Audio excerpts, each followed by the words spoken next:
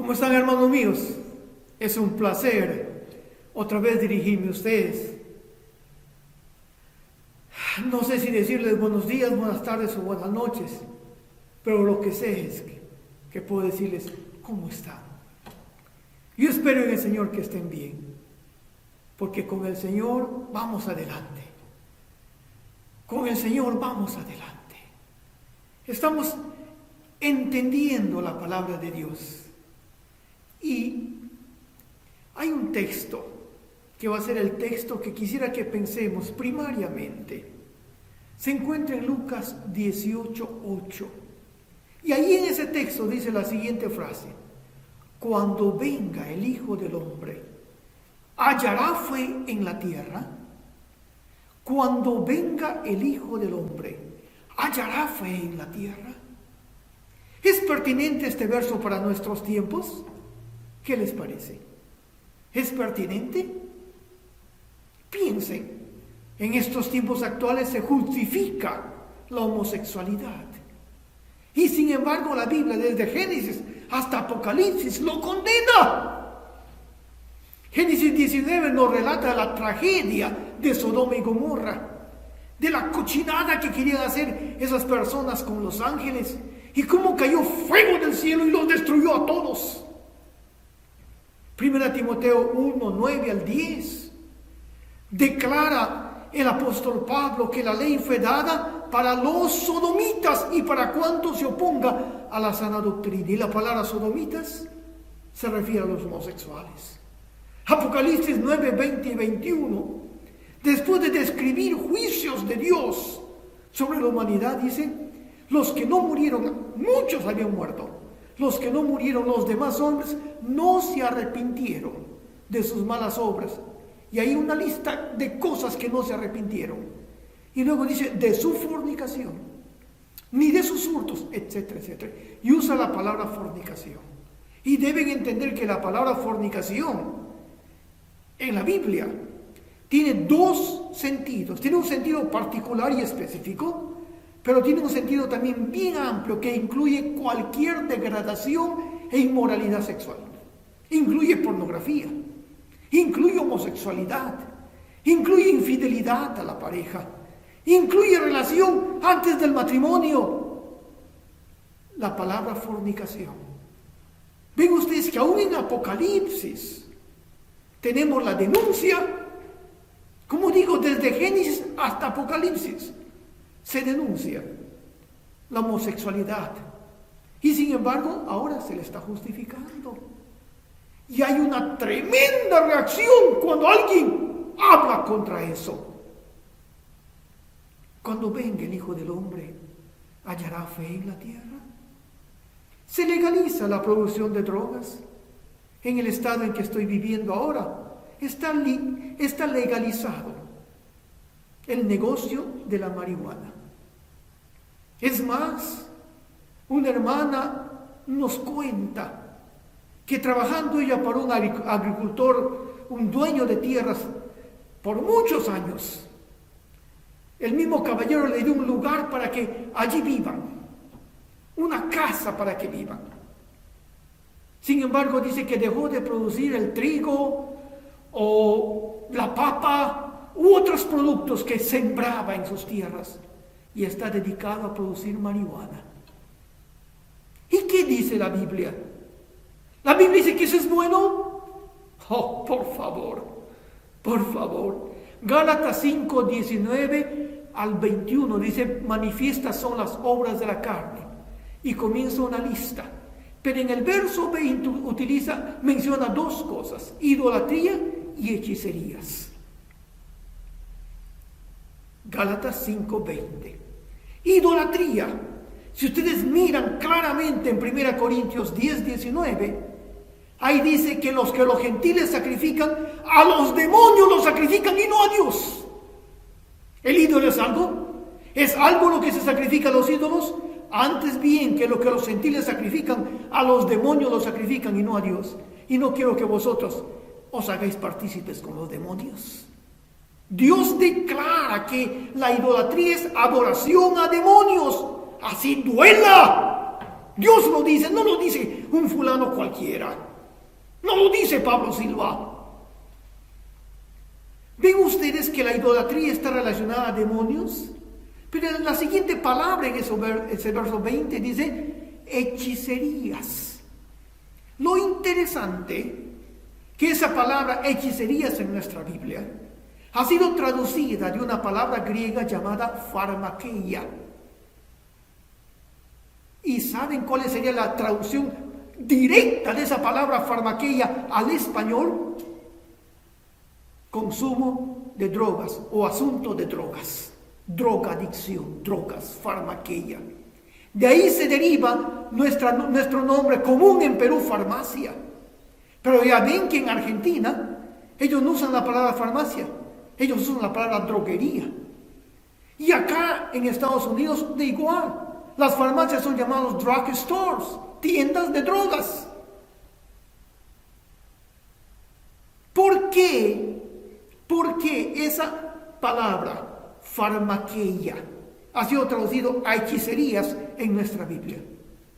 Porque en aquellos tiempos, en el siglo XVI, cuando se tradujo la Biblia al español originalmente, por Casiodoro de Reina o Cipriano de Valera, que fue el que revisó, cuando se hizo, los únicos que consumían drogas o que estaban relacionados a las drogas eran los brujos, los hechiceros. Y hasta ahora los hechiceros tienen necesidad de usar drogas para comunicarse con sus demonios o para que sus demonios se comuniquen por medio de ellos o por ellos. Hasta ahora. En la selva tenemos la ayahuasca. En la sierra pueden tener la coca. Yo sé que en países ahí cerca de Rusia o por Rusia utilizan una droga que sacan de un hongo especial, un hongo grande que es venenoso, dicen ellos, pero ellos saben procesarlo y sacan una droga especial. Lo cierto es que históricamente y en cualquier parte del mundo, los brujos siempre han usado drogas para que el demonio tenga libertad de entrar en ellos y actuar por ellos. Por eso, en aquellos tiempos, cuando exclusivamente drogas era relacionado a brujería, a hechiceros, se tradujo en nuestra Biblia la palabra farmakeia por hechicerías. Las drogas. ¿Es correcto las drogas? ¿Está bien que se legalice? ¿Acaso no vemos cómo se pudre la sociedad debido a eso? ¿Cómo nuestros jóvenes se destruyen a sí mismos? ¿Cómo todo el norte de México está controlado por los carteles de la droga? ¿Cómo está bastante dañado el país de Colombia debido a la droga?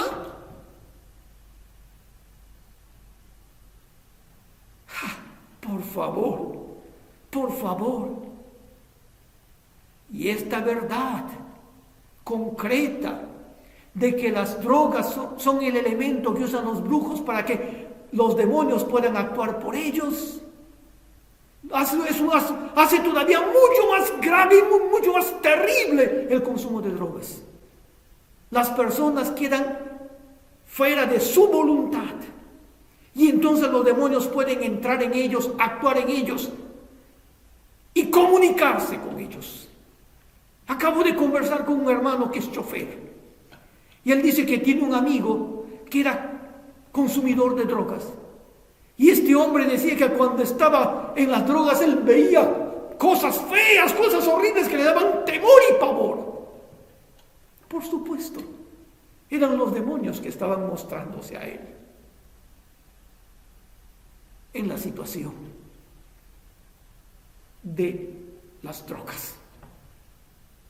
Dios entonces desde siempre, desde el principio, condenó la drogadicción.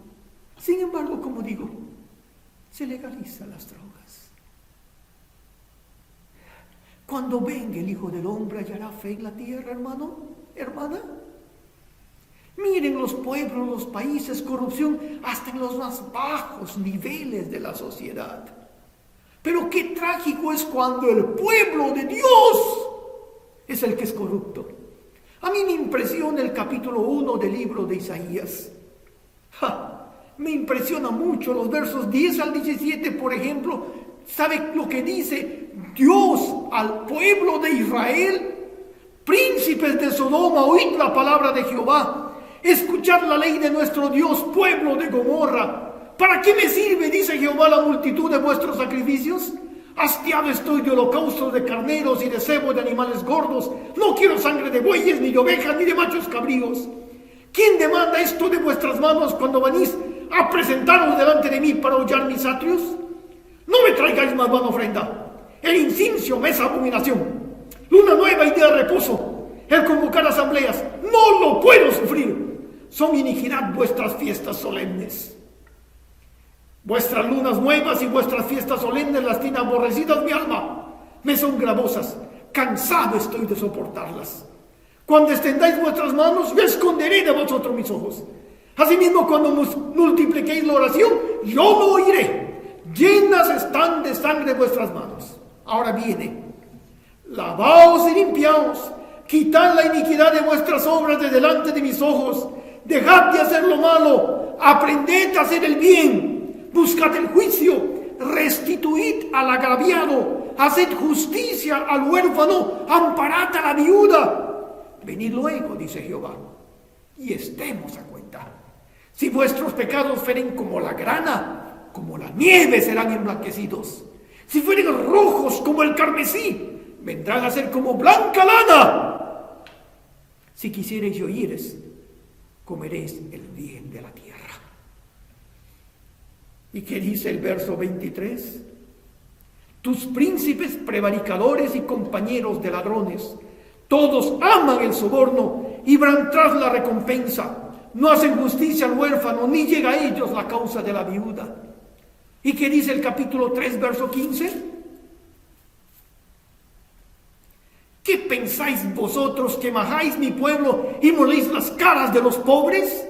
Dice el Señor Jehová de los ejércitos. Lo trágico en toda la corrupción que hay en la sociedad. Gobiernos corruptos. Lo trágico es cuando Dios denuncia esa corrupción en el que es llamado su pueblo.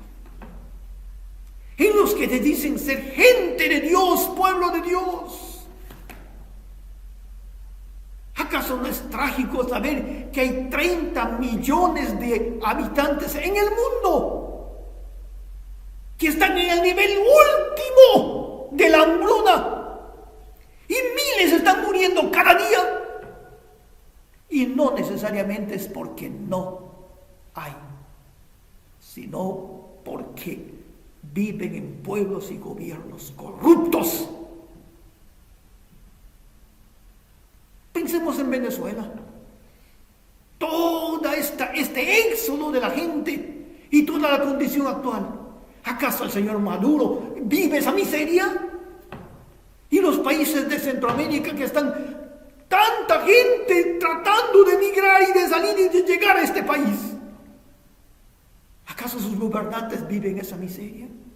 Y cuando los han querido ayudar y los han ayudado con miles de dólares, ha servido para meter esos dólares en su bolsillo de maneras distintas, pero el pueblo al que se debía ayudar no se ayudó.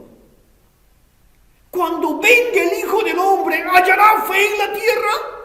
Esa es la pregunta. Y nuestro tema general es: cristiano, es tiempo de hacer reajustes en nuestra vida. Ese es nuestro tema general. Cristiano, es tiempo de hacer reajustes en nuestra vida. Permítanme leer con ustedes en Marcos capítulo 5. Marcos capítulo 5, verso 1. Busquen en Marcos 5, verso 1. Vamos a leer hasta el verso 20. Es el relato de cómo el Señor libertó del poder de los demonios al endemoniado gadareno. Vamos a leerlo, eso va a ser nuestro asunto de discusión ahora. Vinieron al otro lado del mar, a la región de los Gadarenos, y cuando salió él de la barca, enseguida vino a su encuentro de los sepulcros un hombre con un espíritu inmundo, que tenía su morada en los sepulcros, y nadie podía atarle ni aun con cadenas, porque muchas veces había sido atado con grillos y cadenas, mas las cadenas habían sido hechos pedazos por él, y desmenuzados los grillos, y nadie le podía dominar. Y siempre, de día y de noche, andaba dando voces en los montes y en los sepulcros, e hiriéndose con piedras. Cuando vio, pues, a Jesús de lejos, corrió y se arrodilló ante él, y clamando a gran voz dijo: ¿Qué tienes conmigo, Jesús, Hijo de Dios Altísimo? Te conjuro por Dios que no me atormentes. Porque él le decía: sal de este hombre, espíritu inmundo. Y le preguntó: ¿cómo te llamas? Y respondió diciendo: Legión me llamo, porque somos muchos. Y le rogaba mucho que no los enviase fuera de aquella región. Estaba allí cerca del monte un gran hato de cerdos paciendo. Y le rogaron todos los demonios diciendo: envíanos a los cerdos para que entremos en ellos. Y luego Jesús les dio permiso. Y saliendo aquellos espíritus inmundos, entraron en los cerdos, los cuales eran como 2000. Y el hato se precipitó en el mar por un despeñadero, y en el mar se ahogaron. Y los que apacentaban los cerdos huyeron y dieron aviso en la ciudad y en los campos, y salieron a ver qué era aquello que había sucedido. Vienen a Jesús y ven al que había sido atormentado del demonio y que había tenido la legión, sentado, vestido y en su juicio cabal. Y tuvieron miedo. Y les contaron los que lo habían visto cómo le había acontecido al que había tenido el demonio y lo de los cerdos. Y comenzaron a rogarle que se fuera de sus contornos. Al entrar él en la barca, el que había estado endemoniado le rogaba que le dejase estar con él. Mas Jesús no se lo permitió, sino que le dijo: vete a tu casa, a los tuyos, y cuéntales cuán grandes cosas el Señor ha hecho contigo, y cómo ha tenido misericordia de ti. Y se fue, y comenzó a publicar en Decápolis cuán grandes cosas había hecho Jesús con él, y todos se maravillaban.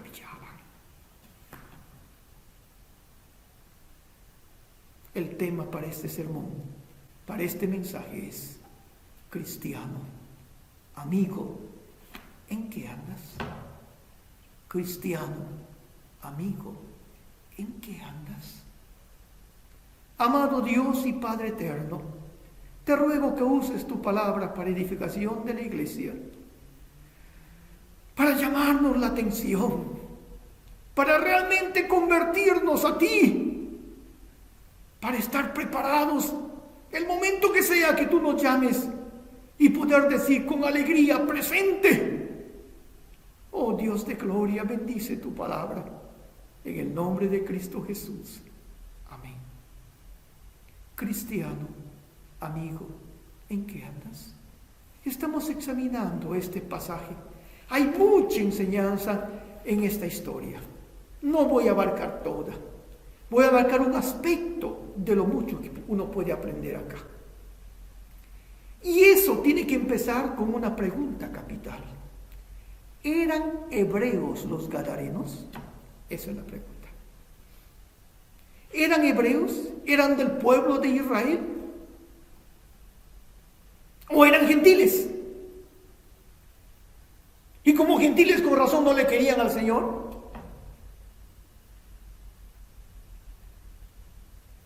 ¿Saben? El Cristo antes de la cruz era el Mesías a la casa de Israel. Cuando Él comisionó a los apóstoles en Mateo 10 para que llevasen el evangelio del reino, el tiempo se ha cumplido y el reino de los cielos se ha acercado. Él les es específico en los versos 5 al 7. Por camino de gentiles no vayáis, ni entréis en lugar de samaritanos, sino id antes a las ovejas perdidas de la casa de Israel.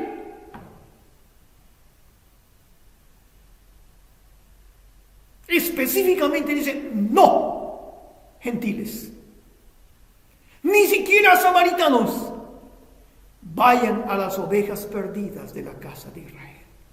El Hijo del Hombre vino a buscar y a salvar lo que se había perdido. Cuando el Señor en Mateo capítulo 15, 21 al 28,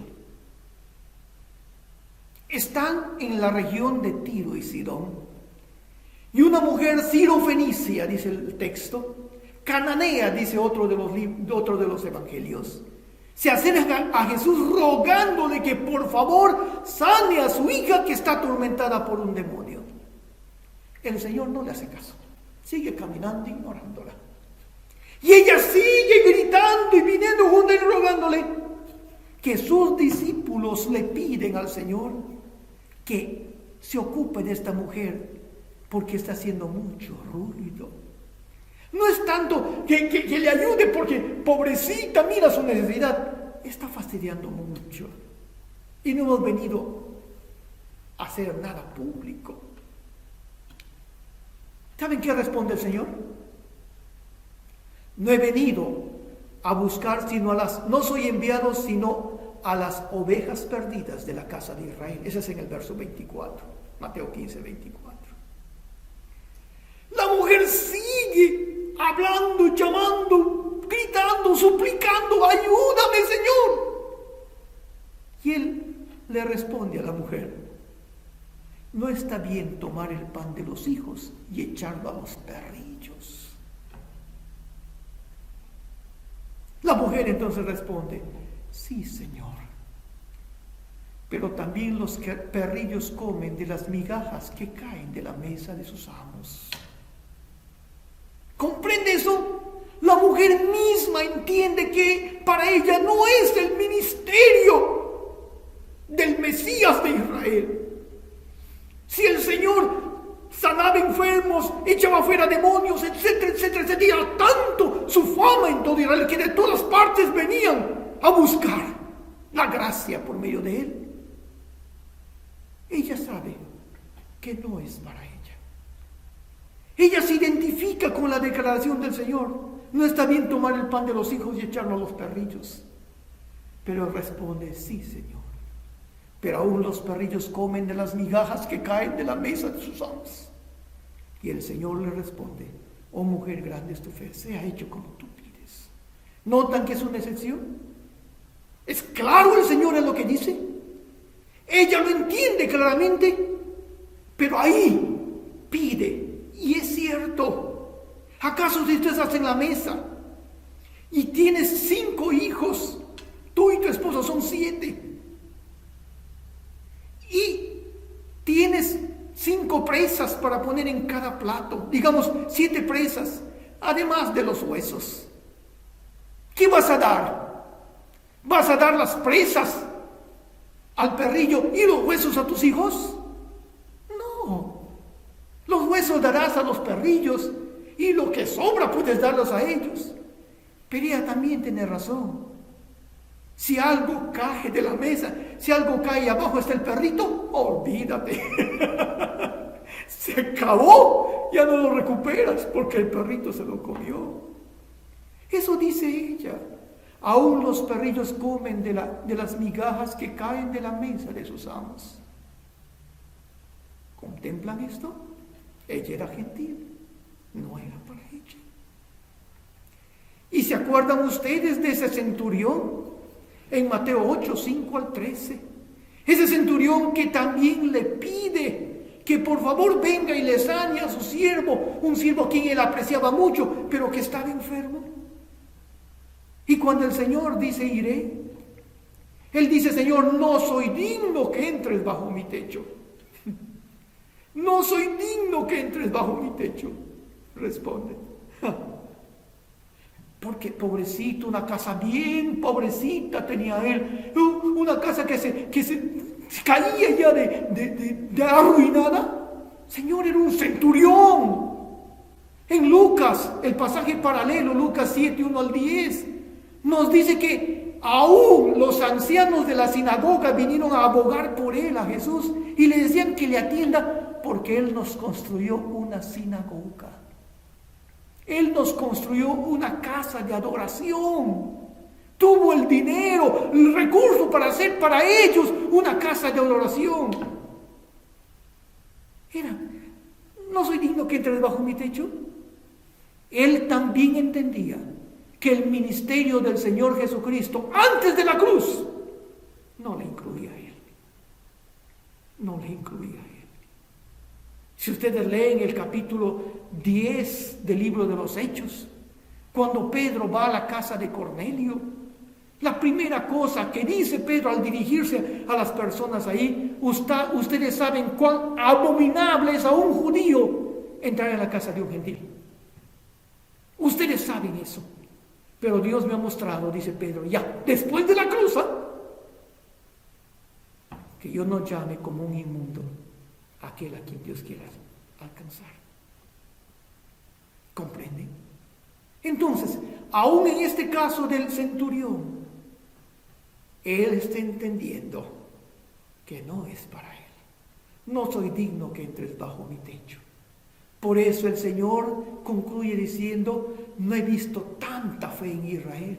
Y os digo, en el reino, sentados con Abraham, Isaac y Jacob, el pueblo hebreo, habrán muchos gentiles como este centurión, y los hijos del reino estarán fuera. ¿Comprenden? Otra vez, dentro del contexto de la profecía hebrea, de la escatología hebrea, el Señor Jesucristo dice, miren, esta es una excepción. Entendiendo todo esto, todavía podemos mirar en Juan 12, 20 al 36. Felipe están en el templo, y Felipe está allí con el Señor y los demás apóstoles, pero a Felipe se le acercan unos griegos gentiles. Queremos ver a Jesús. Felipe no sabe qué hacer, le busca a Santiago, a Jacobo, y le dice, mira, esto pasa. Y entre los dos se animan y se van, o a Andrés le dice, y se van a decirle a Jesús. No dice el texto para nada que Jesús se entrevistó con los griegos, pero lo que sí dice es que fue el detonante. Ha llegado la hora para que el Hijo del Hombre sea glorificado. Si el grano de trigo no cae en la tierra y muere, no lleva fruto, pero si muere, lleva mucho fruto. Y más adelante dice, y yo, si fuere levantado, a todos atraeré a mí mismo. Y el siguiente verso dice, esto dijo dando a entender de qué muerte iba a morir. Esos griegos querían ver a Jesús, todavía no era posible. Pero el Cristo de la cruz, Juan 3:16 nos dice, porque de tal manera amó Dios al mundo, que ha dado a su Hijo unigénito, para que todo aquel que en él cree no se pierda, mas tenga vida eterna. ¿Pueden entender? Aún esos griegos que querían ver a Jesús, todavía no era posible antes de la cruz. Si es así, tenemos todos estos antecedentes. Esos gadarenos, a cuya región el Señor llega, simplemente está pisando la playa, la ribera del Jordán, o tal vez la ribera del mar de Galilea, cuando se encuentra con este endemoniado. Esos gadarenos, ¿no eran hebreos? Claro, Señor, eran hebreos. Y el Señor venía a alcanzarles. Soy enviado a las ovejas perdidas de la casa de Israel. Venía a bendecirles. Lucas capítulo 4, 17 al 21, ¿sabe lo que dice? El Señor está en Nazaret, Y se le dio el libro del profeta Isaías, y habiendo abierto el libro, halló el lugar donde estaba escrito: el Espíritu del Señor está sobre mí, por cuanto me ha ungido para dar buenas nuevas a los pobres, me ha enviado a sanar a los quebrantados de corazón, a pregonar libertad a los cautivos y vista a los ciegos, a poner en libertad a los oprimidos, a predicar el año agradable del Señor. Y enrollando el libro lo dio al ministro y se sentó. Y los ojos de todos en la sinagoga estaban fijos en él. Y comenzó a decirles: hoy se ha cumplido esta escritura delante de vosotros. El Espíritu del Señor está sobre mí. Me ha enviado a sanar, me ha enviado a pregonar libertad a los cautivos, vista a los ciegos, etcétera, etcétera, etcétera. Para eso venía a la región de los Gadarenos. Oh, ya todo esto estaba ocurriendo en la comunidad hebrea en Judea y en Galilea. Mateo 10, verso 6. Mateo 4, versos 23 al 25 nos dice que venían los de todas partes, venían a buscarle para que sean sanados, para que sean liberados. Miren lo que dice aquí, Mateo 4, versos 23 al 25. A ver, ¿dónde está? Ajá. Y recogió Jesús toda Galilea, enseñando en las sinagogas de ellos y predicando el evangelio del reino y sanando toda enfermedad y toda dolencia en el pueblo. Y se difundió su fama por toda Siria, y le trajeron todos los que tenían dolencia, los afligidos de diversas enfermedades y tormentos, los endemoniados, lunáticos y paralíticos, y los sanó. Y los sanó. Capítulo 11, verso 3 al 6. También nos dice lo mismo. Perdón.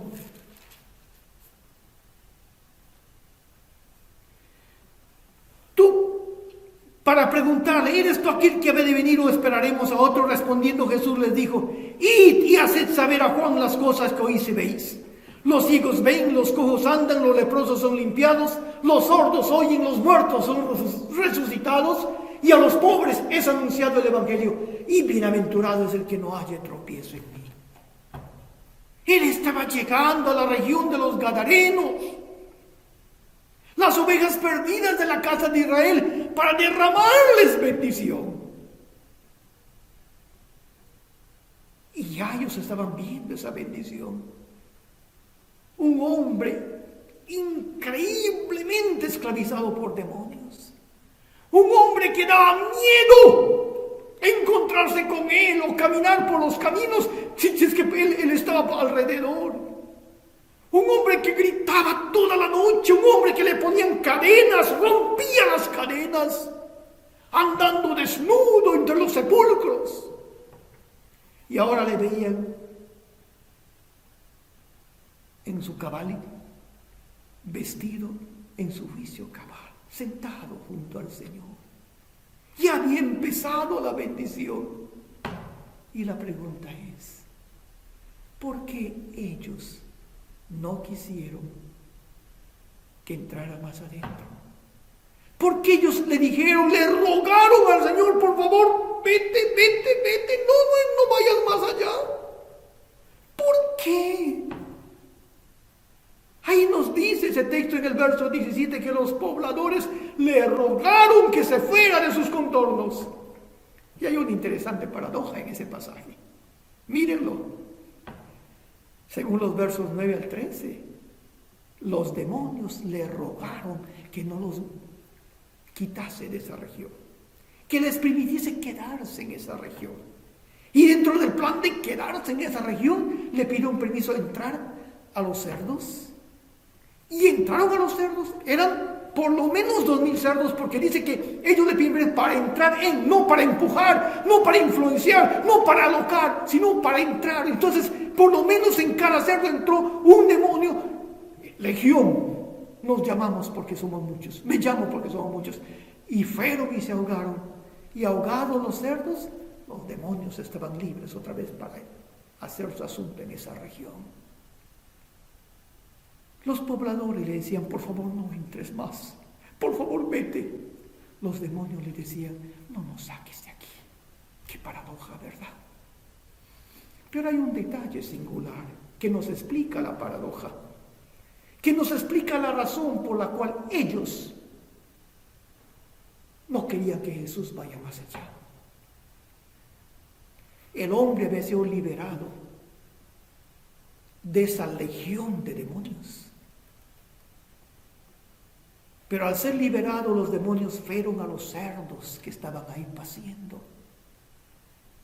Como 2000 cerdos o más de 2000 cerdos que se precipitaron al mar y se ahogaron.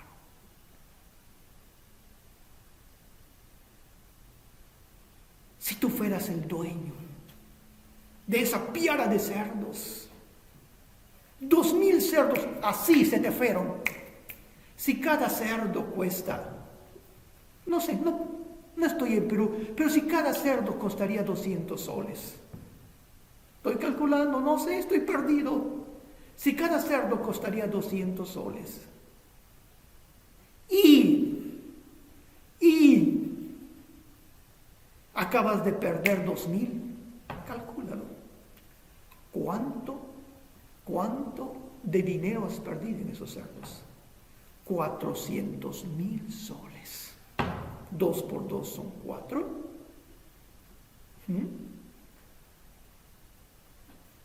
Tiene 2 ceros, 100, más 3 ceros, los 2000. 400,000 soles perderías así en un instante. Si tal vez era una piara de cerdos de muchos, de diferentes dueños, que se han puesto de acuerdo, cada uno tiene sus propios servidores que están cuidando los cerdos juntos, pero cada cual conoce su propio cerdo, tiene alguna señal el cerdo, qué sé yo. Y tú fueras el dueño de 50 cerdos, vamos a poner así. Es un insignificante propietario de solamente 50. Multiplica 200 soles por 50. 5 por 2, 10.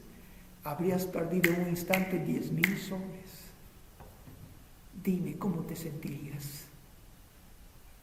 ¿Cómo te sentirías? Cuando los pastores de los cerdos, llamaríamos, van y cuentan lo que pasó. La gente, dice, del pueblo y también de los alrededores, vienen todos a ver lo que pasó. Y contemplan que es verdad lo que pasó, que ocurrió. Y entonces le dicen a Jesús, vete. ¿Por qué? ¿Por qué le dicen vete? Uno, ¿por qué no están molestos con él? Y le agarran y le tiran al mar. Primero, porque entienden que están delante, por lo menos, de un profeta de Dios. Podrían entender que están delante del Cristo de Dios, pero si por lo menos piensan que es un profeta de Dios y ven la evidencia del poder de Dios en ese hombre cuando está sentado en su oficio cabal, no se atreven a enfrentarlo. Para nada se atreven a enfrentarlo. El profeta Eliseo estaba subiendo una colina y 40 muchachos, ¡Calvo sube! ¡Ja, ja, ja! Él pidió a Dios que los castigue y salieron 2 osos y mataron a esos 40 muchachos que se atrevieron a desafiar a ese hombre de Dios y tratarle así. Cuando el profeta Samuel fue enviado por Dios a Belén, porque allí le dice Dios, está el que va a ser el futuro rey de Israel, porque Saúl ya no más. Dice que él llega allá. Y la gente de Belén sale a preguntarle, ¿vienes en paz? ¿O va a pasarnos alguna desgracia? Y él dice, no se aflijan, está todo bien. He traído este sacrificio, quiero presentar un sacrificio a Dios por acá. La gente tenía miedo de los profetas de Dios. Y aquí están ellos frente a la evidencia de que aquí ha habido una operación extraordinaria de Dios. y el hombre que está allí es Jesús. Vuelvo a decir, lo menos que podían entender es que es un profeta de Dios. Y a pesar de que la pérdida es increíble, como para romperse los cabellos, ellos tienen miedo. No hay reacción de ira, sino de miedo. Por favor, vete, por favor. La pregunta es, si ellos eran hebreos, dime, hermano, si ellos eran hebreos, ¿qué hacían criando cerdos? ¿Qué hacían criando cerdos? Y la palabra de Dios es bien clara en la ley de Moisés, diciendo que el cerdo es un animal inmundo. Y para cualquier hebreo era pecado el cerdo. Levítico 11, 4 al 8 lo declara así: animal inmundo. Ellos comían cerdo. Si fueran del pueblo de Dios, los gadarenos, pueblo de Dios, ¿comían cerdo? Quizás no, pero podrían decir: no los comemos, pero la gente a nuestro alrededor sí lo come. Los vecinos de por acá sí lo comen. Recuerden que Gadara era una región ya fronteriza con pueblos gentiles. Los vecinos sí los comen y lo pagan bien. Pagan bien por la carne de cerdo. Nosotros los criamos, no los comemos, lo vendemos a ellos. Viene la ganancia y de eso damos nuestros diezmos. Somos fieles en nuestros diezmos. Así que Dios debe estar contento. La evidencia de que Dios no está contento es que toditos esos 2,000 cerdos fueron echados al mar de Galilea y ahogados.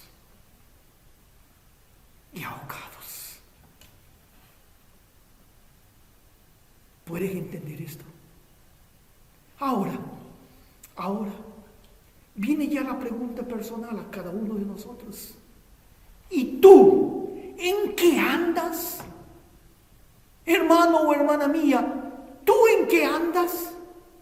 Efesios capítulo 5, verso 11 dice: y no participéis en las obras infructuosas de las tinieblas, sino más bien reprenderlas. Primera Tesalonicenses capítulo 5, verso 22 dice: absteneos de toda especie de mal. Absteneos de toda especie de mal. ¿Tú en qué andas? Porque se ha legalizado la marihuana. Yo como creyente debo sembrar marihuana cuando sé que Dios condena la drogadicción, como ya le expliqué al principio. O en las regiones donde se puede sembrar o se siembra clandestinamente, entre comillas, la coca. Y todos tus vecinos te han cambiado su sembrío. Los que sembraban maíz, sembraban café o sembraban qué cosa, ahora están sembrando la coca. Y tú ves cómo prosperan, tú ves cómo se llenan los bolsillos, tú ves cómo ha cambiado su estatus, su ropa, etcétera, etcétera, etcétera. ¿Debes tú meterte a sembrar coca cuando Dios dice no? Pero yo no consumo, no es para mí. ¿Y qué importa?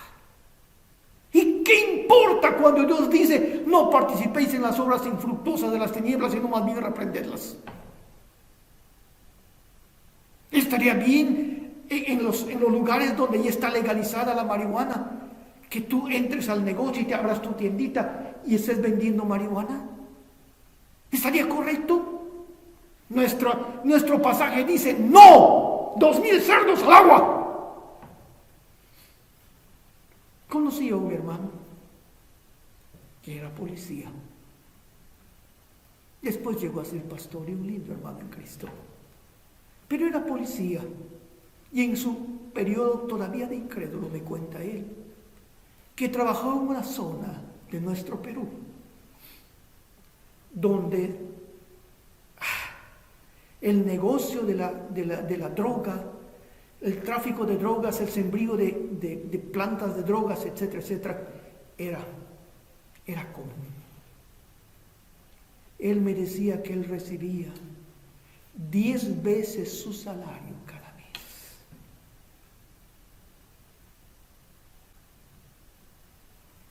Eso es de Dios. Si tú eres policía, ¿debes tú meterte en esa cochinada? ¿Debes estar involucrado en eso? O si todos los policías reciben coimas para pasar por alto infracciones, qué sé yo, y que bien están acostumbrados a buscar coimas, ¿debes tú también ser un policía coimero?